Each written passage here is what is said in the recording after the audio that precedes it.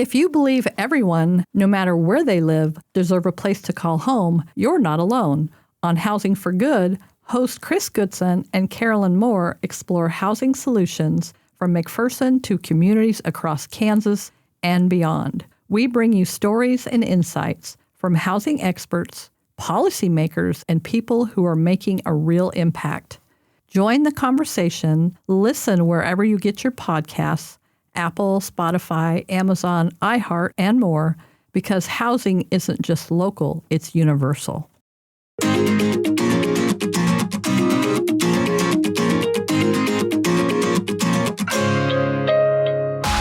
Welcome to Housing for Good, a podcast dedicated to housing topics and issues affecting our communities in McPherson County and beyond.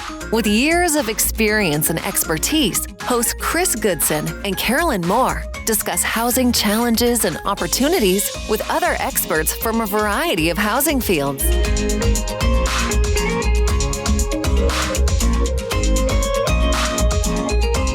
Hello and welcome to this week's episode of Housing for Good. I'm Karolyn. And I'm Chris. Okay, Chris, we don't have any news because this is our year-end review for 2025. I know. Can you believe it? 2025 is almost over. That is mind-boggling. We've had a great year. Don't you think we've had a really good year? We have. Some ups and downs, some twists and turns, but an awesome year. So just a reminder for our listeners, we started these podcasts July of 2024.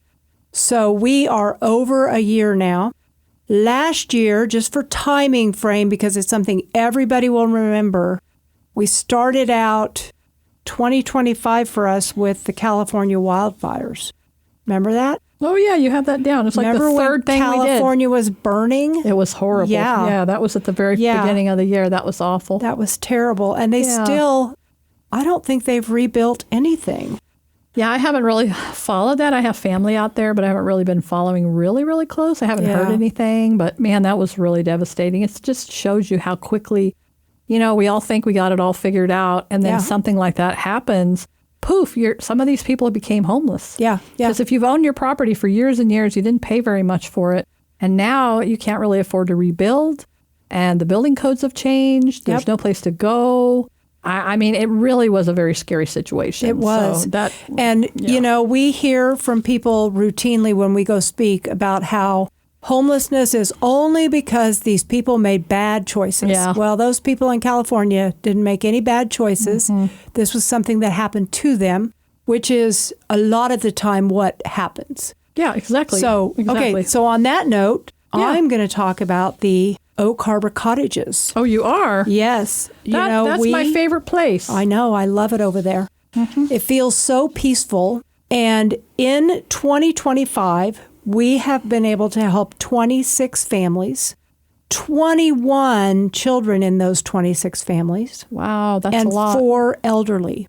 That's a lot. It's a lot, yeah. Yeah, and we're a small little community, so imagine what it must be like in other cities that are much larger. The thing about the Oak Harbor Cottages that I love is that you could do this anywhere. Mm-hmm. You just have to multiply what we have times whatever your population is and whatever you need, and then grow from there. So, don't make it so complicated that you can't make it work. Yeah, absolutely.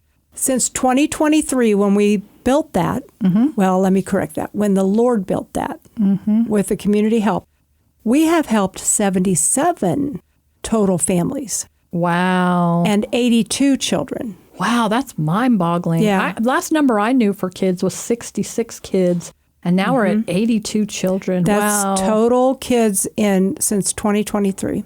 That's crazy. Yeah. And we're not just helping them by giving them a place to live. There's so much more. Tell them a little bit about what else goes into that, and maybe a story of a family that we've helped that really made an impact. What would that be? What's a story that you're like, wow, that was life-changing for that family? Yeah. So I love the work we do because, like you said, it's not just a place to live. That's the first step. We have to get you into a place where you are safe. You can now begin to think about, what does my life look like? What do I want it to be like moving forward? I'm out of crisis thinking. So we have funds that we apply for that help us with legal representation. If you have a child that you're supporting but the spouse, the other parent is not. That's not fair. And you're not allowed to do that. Right. So maybe nobody has custody of the kids. We can help with that. And then mental health is a huge piece of what we do. We help with that by outside counselors. I'm not trained in that. Yeah, but me neither. I know the resources of where to go.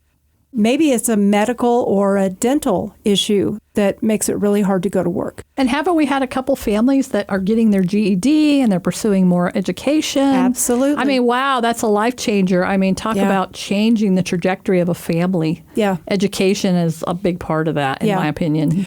So to get your education or to finish that or to get a job and you have children, if those children are not in school, you have to have childcare. Well, this is where this trap gets set for people in that there are resources out there through DCF, Department of Children and Families, that will help you pay for childcare, but only if you have a job.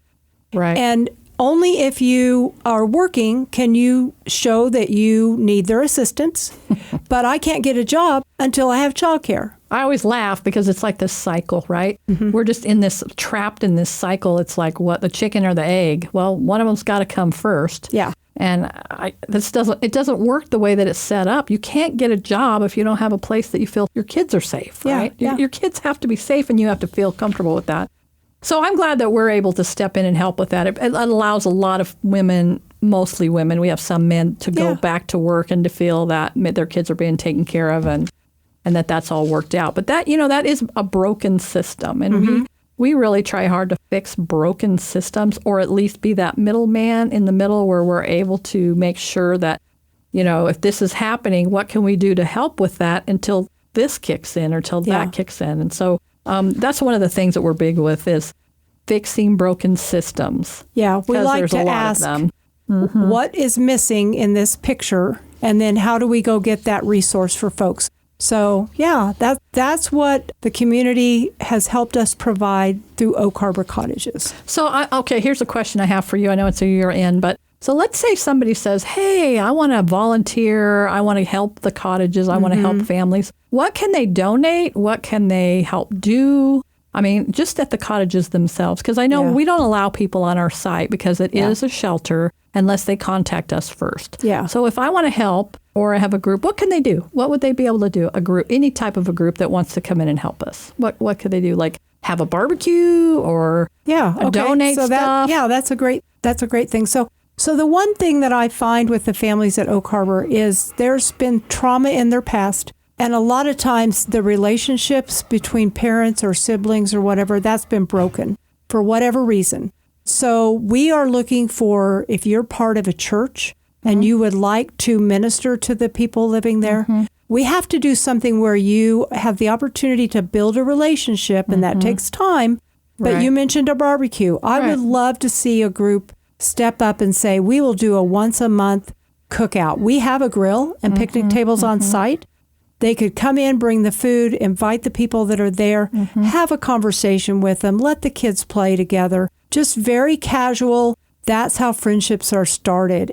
What about businesses? So if I own a business, what can I do to help? Can I donate funds? Because we just had a group of people plant a bunch of plants about a month ago that they put in bushes and flowers, and wow, that looks so much better when that's done. Or maybe we have somebody who's volunteered to do the maintenance. Well, not volunteer, but doing yard work. That's what I'm thinking about. He's doing all the yard work, and man, does he do a fantastic. So Kirk, thank you very much. You're doing a great job. Yeah, we really appreciate you very, very much. But if somebody wants to come in, what else can they do? Can they collect food? Can they? Well, you could always do a food drive and donations, monetary donations, so that like when the SNAP benefits got cut off, if I would have had cash on hand to go buy milk and eggs and cheese, those kinds of things that people would get through WIC or SNAP, that could have been helpful. The other thing, you mentioned the group that planted all the bushes. They also spread mulch for us. So you can get mulch by the truckload, and then you just need volunteers to spread it out. So there's always something to do. Right. And really, that can be based upon what that group's talents are. What I'd like to see like a butterfly garden. I think would be super cool if we did a butterfly garden. We're trying to keep the site beautiful. Yeah. So that when people in trauma come in, they feel like they have dignity. They feel like people care about them. Yeah.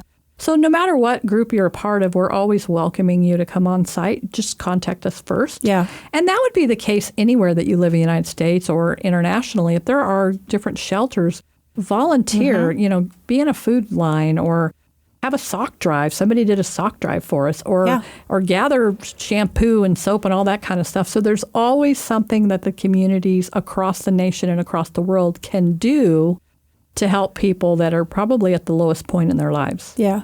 Yeah. We have a great partnership with Soap for Hope.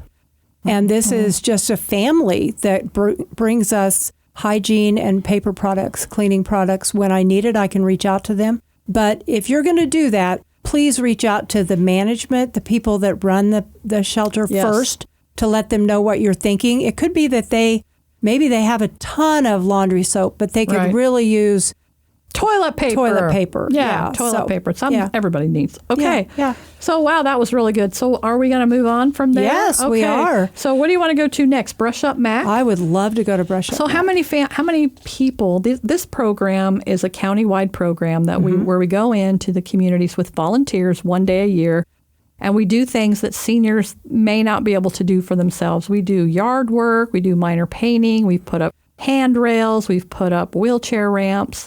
And it's just a way to keep those families or seniors in their homes.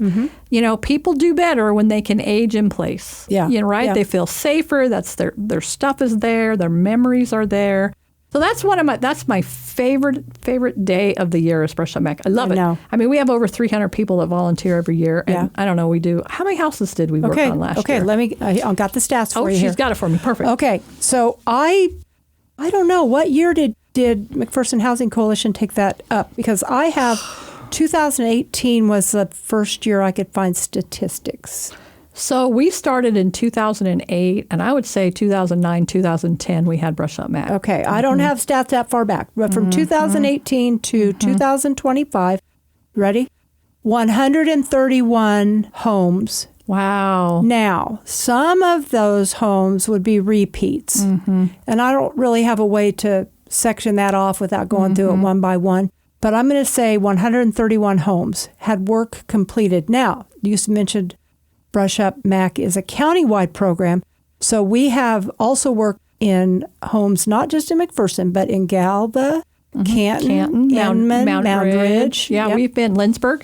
Yes. Lindsborg, we've worked in Lindsborg. Yep. I think we may have not worked in every community, but we've touched a lot. There's 7 communities within McPherson County, and I think we've touched 7. So there again, it's such a simple program that you could do anywhere, nationally or internationally. Go into your communities and volunteer, get people together. We have the funnest day. We start out having a big old breakfast. So we have 300 people or however many people are volunteered that year. We have this huge breakfast. We all talk and we just kind of mingle a little bit, get to know one another. And then everybody goes out into the community and they work on their projects. And then we have people that drive around and make sure that they have what they need, trash bags or snacks or water or whatever.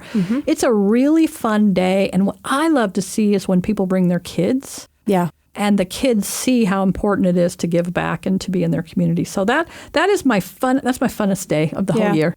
Well, and people ask us routinely, how do we get the younger generation to volunteer? How do we get them interested in giving back? Well, they have to see you doing it in order for them to know that this is something that's important. So, Yeah. It needs to be a natural part of their life. Yeah. Not something like, oh, I guess I could do that. They need to think that there's no other way. They're just used to doing it. I think my kids have all been involved since they were little. They don't know that you don't volunteer. They don't know any better. I kind of feel like that's my kids too. If mom was doing it, then dad was involved someplace, and then the kids were involved, and so and even my grandkids are now involved in food bank where they live, and that's different awesome. things. Yeah, and so I mean, it's something we have to continue to teach the next generation, because the older people, as they pass away, who's going to take their place? We take them for granted. We do. We really take them for granted. Okay, so that's my favorite day of the year. It's my favorite. So Sutherland Estates. Yeah, so Sutherland Estates is really coming along. We only have 7 of the 12 homes currently built. They are all 7 occupied. They got families living in them. And the coolest thing is when you drive by there and you see these kids out in the lot playing soccer. hanging out with each other. I think we counted up kids. There's like 15 kids that live in these 7 houses. Hey, so today you told me this really cool story about something that happened over in our cottages. I know it was at the Oak Harbor, but it's still the same. What story did you tell me earlier? It was the coolest story ever. I had to deliver some papers to somebody staying at the emergency shelter. And when I pulled up and parked on the porches of 3 of the little cottages, so there's a mom with 3 kids, her daughter and son, and another woman who has 2 kids, her oldest son. They were all playing in the grass area between these cottages. There were trucks and just toys scattered everywhere. And there's an elderly woman that was in one of the cottages. She was on her front porch. They were all sitting outside. They were talking to each other, and the kids were playing together. You know, that's one thing that we have always said was our goal. I grew up in a neighborhood where I played with the neighbor kids. We were all over, and we were safe because everybody was watching out for us. And we have wanted to create that at Oak Harbor and at Sutherland Estates. And we are actually seeing that come about. We're seeing the kids play together. We're seeing the parents have a conversation at the very minimum, but starting to have a relationship. So, you know, that's what it's all about, is having community around you. And when you come from such a place of brokenness that maybe you don't have those supports or whatever, it's nice to see people begin to heal and be able to start having that kind of a relationship again. Yeah, I absolutely love that. I mean, that was like a dream that I wanted to see happen, and here it is. It's just incredible to see that community being built. Yeah. You know, and hopefully the ones that are in the emergency shelter, that relationship will continue on, that it's not a one and done kind of thing. And these kids are learning healthy relationships, how to play together, you know, and I mean, what a great thing. Anyway, so Sutherland Estates, we're gonna talk about that a little bit more. What I love about the Sutherland Estates, again, that we're building community in that complex, and it's all kinds of different people living there. We have a senior who lives there. She's kind of grandma to everybody, and then we have another couple who they came back. They were in India as missionaries. They came back. She was a principal in India, so now what she's doing is helping all these kids with their homework. So that's really cool. Yeah. And we're hoping at some point we can build a clubhouse that can not only be an emergency shelter, but for the neighborhood where if there's a tornado, that they have a place to go. Yeah. But then they would be able to have a clubhouse where she'll have a place to mentor with and help these kids with their homework and all the different things that they need. And we're actually seeing kids who maybe have had some emotional problems settle in, where they feel safe, they're happy, they have playmates. So that's been really fun. And then we have another person that lives there who's a school teacher who could not afford to move here for her first year of teaching because the rents were too expensive. So who you think these people are not who they are. Yeah. Right? Yeah. I mean, you know, you don't know who these people are. Some of them are starting over. Some of them are getting started in their careers. Some of them are retired. Some of them, the single mom with 5 kids. I mean, it's all different types of people in all walks of life coming together, building community, helping each other. I think they even had a Halloween party. I don't know that they called it that, in one of those tiny little houses, and all celebrated together in their, however they did that. But how cool is that? Yeah. To celebrate. I think it was almost like an alternative Halloween party. Yes. No, I absolutely love it, and that's part of why we're doing this work, is to give these people the opportunity. And you know, you mentioned something really important. You don't know who they are. No. Without a conversation, you have no idea what that person has gone through, what they've overcome, maybe what's happened to them. Yep. So yeah, that's an important part of that relationship that we talked about. Okay, now let's switch gears and go to our podcast. So as I said, we've been doing this now a little over a year and a half. Year and a half. So if you look at that list I gave you of 2025. Oh, yeah, here it is. Who are some of your most favorite conversations? You know, I always laugh. They're all favorites, but I always laugh because you always say, "Oh, that's my favorite." That's my favorite one. You say that every single time, and so you know, I don't know. I mean, I'm trying to look. I love all of them. Yes. I don't know who I would pick as my favorite. I have to say John Black, my pastor. He did a great job. And Ron and Swati from the ones that came from, who were missionaries in India who moved back to the United States.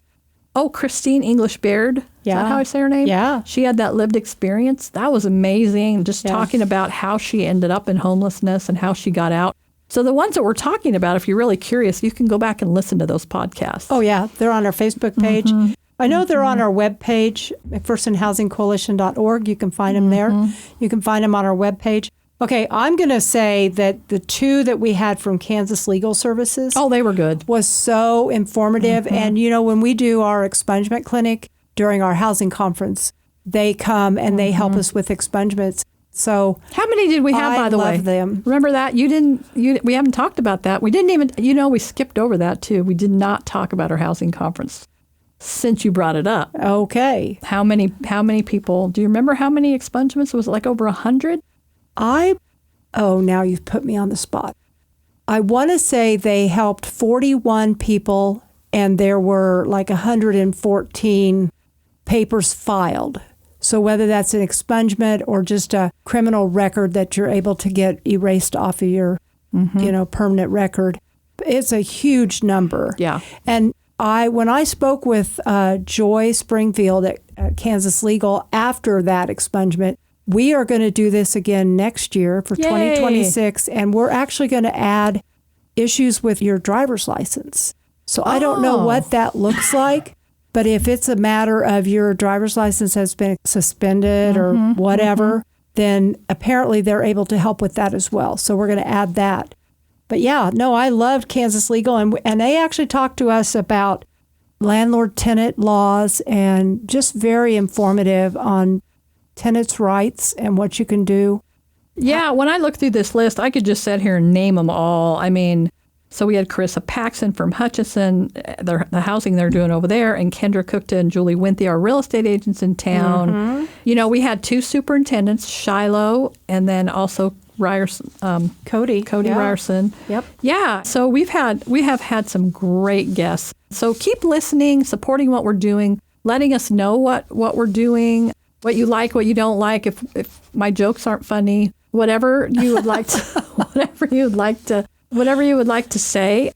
But I do want to circle back after we get done talking about this podcast to our housing conference, because we totally skipped over it. Yeah. And that's a really big deal. It is a big deal. For something that we do. So along with the ones we've mentioned, you have said all along, absolutely everything circles around to housing.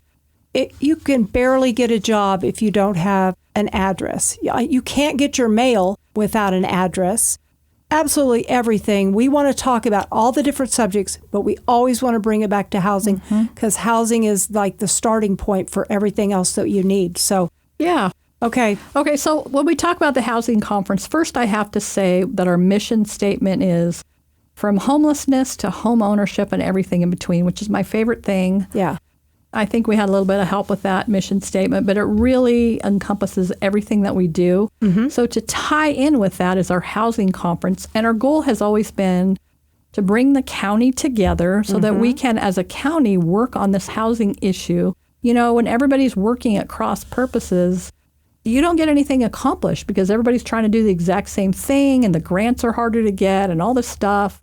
I mean, we lost a grant because somebody brought in a developer in our community and they were bigger than us. There was no way we could compete.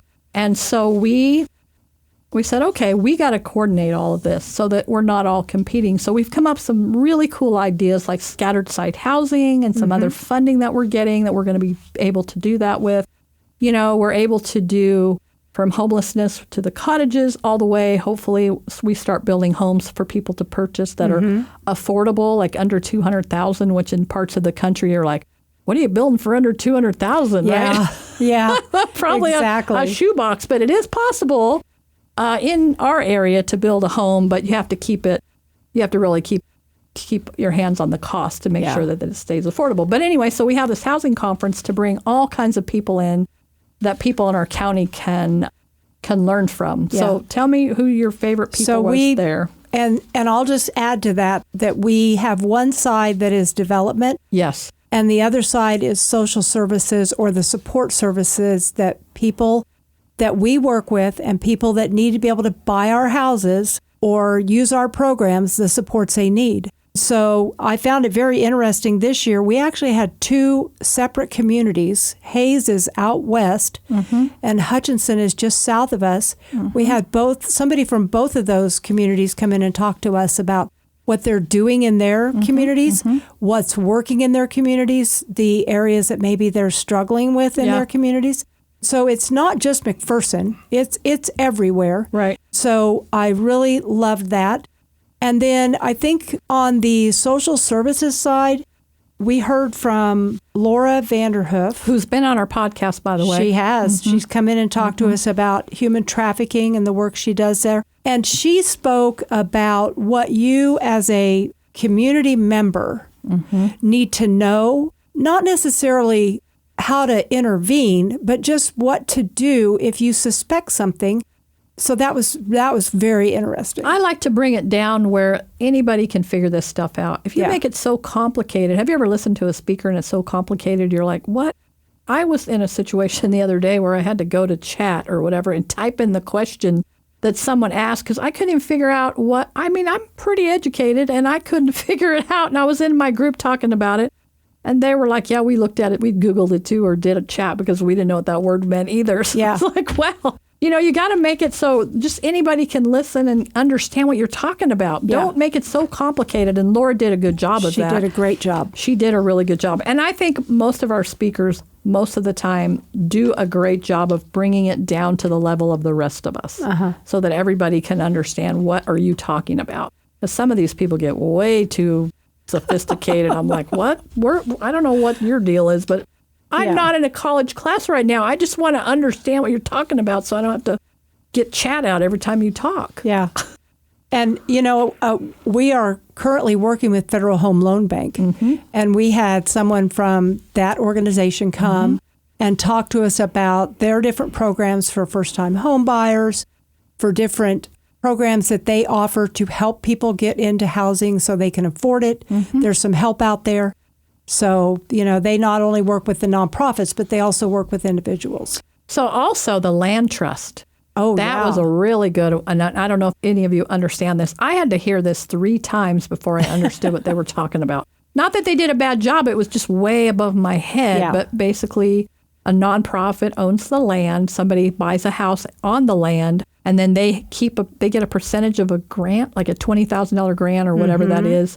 And then when they move, the next person gets that grant and they get to take some equity, but not all of it. Hopefully I didn't just sound like a college professor there, but I'm trying to make it simple so anybody can understand. But anyways, it's a way to keep those homes affordable while still allowing somebody to build some equity. Yeah. Right? So you're not going to triple or double the house cost. You're only going to get a percentage of it. Yeah. And then the rest of it stays. So I love that too. Who did that? I can't. That was Donna Schenck-Hamlin. Yes, she did a great job there too. And then also we had, I forgot what that was. So with a job. Oh, yeah. Tucky Allen. Tucky Allen. I couldn't think for a minute. Tucky Allen came and talked about Kansas Workforce One. And you know what? He's been on our podcast before. But what I loved about the difference between the podcast that we did and the conference was he brought it down to actual, if I am somebody trying to bring you workforce, I'm looking at housing and I can't find anything that fits the needs of the person I'm trying to bring in. Or maybe there just isn't enough housing, and how that really hurts the businesses that you have in your community. So he brought it down to actual figures, not just, this is what we're seeing, but brought it down to exactly what different businesses are looking for and what might keep a business or industry from coming to your community. Or leaving. I mean, we've had some restaurants close because they can't find staff. Yeah. So I think it's important in your communities that you have all types of housing to meet the needs of all the people in your community, not just one specific group of people. Yeah. So maybe we need some affordable housing, but then also we need some high dollar housing and stuff in the middle from kids coming home from college or somebody graduating high school with their first job. We need to make sure that we have housing for the elderly when they need, wheelchair ramps and that type of thing. We need all of that because it makes our communities healthy. So, okay, now I'm going to go back. I'm going to rewind you here because you used that word affordable. Affordable is everybody needs a house that's affordable to them. If I only make $30,000 a year, the house I need that's affordable for me is not going to be the same as somebody that makes $300,000 a year. Right. But it is what your family can afford, what your income will allow you to be able to buy or to rent. So when people say, well, what is affordable housing? There is not one blanket answer that goes for that. It's really tricky, too, because you don't want to say low-income housing because it's maybe you call it startup housing for people that are just starting. Somebody said to me, well, that word's not very nice. And I was like, well, I don't know what else to call it, but it is more of a startup kind of thing or workforce housing, you know, people at different levels. I don't know what all these names and titles mean, but we just have to have housing at every level. That's exactly my point. So, for whatever you can afford. Okay. Oh, that was so good. So what else, Karolyn? So I would just want to say if you're out there and you feel led to donate to McPherson Housing Coalition or you want us to come and speak to your group, we're available to come in person. We're available on Zoom. Yeah.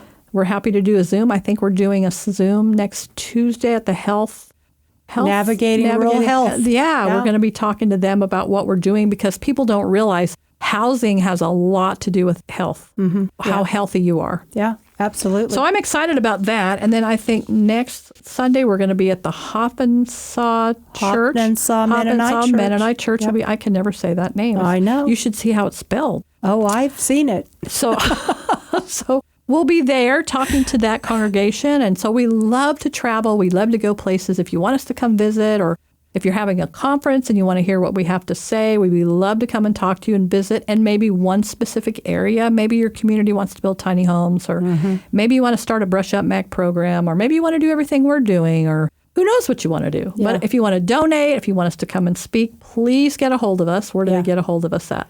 Okay, so you can find us at McPhersonHousingCoalition.org. That's our website. You can contact us there. You can go to housingforgood at McPhersonHC.org and leave us a review.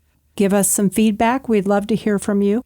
This was a really great conversation. I feel like, I'm worn out. I feel like we did a lot. We did do a lot. Year. Yeah, we do a lot. We do a lot. But I love what we do. I know, I do too. I mean, it's so gratifying to know that we're able to make such an impact in our communities and make a difference, and we're able to change the trajectory of somebody's life. Yeah. I love it. Yeah. All right. Well, this has been a great conversation. If you know of somebody that would be interested in being on a podcast or you yourself would like to have a conversation with Chris and I, give us a call. You can reach us at 620-241-7828, extension 17. Like I said, Housing for Good at McPhersonHC.org. Thank you for listening today. And have a great day.